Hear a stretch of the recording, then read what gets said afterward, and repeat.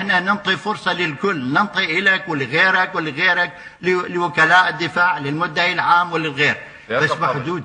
انت ما توزع خيرات، هاي محكمة ومحكمة لها قانون، شنو هالتعابير منك؟ انت ما تكف على هالمصطلحات وهالتعابير، ما تكف. انت ما تعطيني كرامية، ما تعطيني كرامية. استريح ضمنا نسوي استريح بالشاكوش ماله.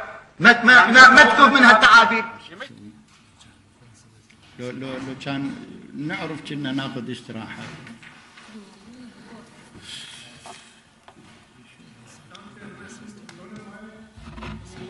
لا تحكي حجي يابا يا هذه.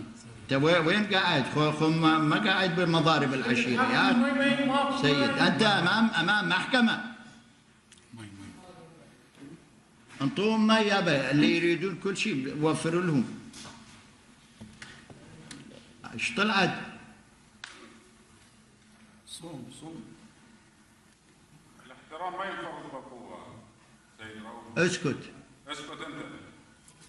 انت مثل ما سكتنا انا مسكت. والله انت موقوف بهالشده والعنفوان. اسمه برزان. انت موقوف بهالشده والعنفوان. برزان وتعرف. انا متعاون 100% مع المحكمة رغم عدم شرعية المحكمة، وعبرت عنها انه هي بنت زنا. وضح العبارة اللي قلت لمحكمة شنو؟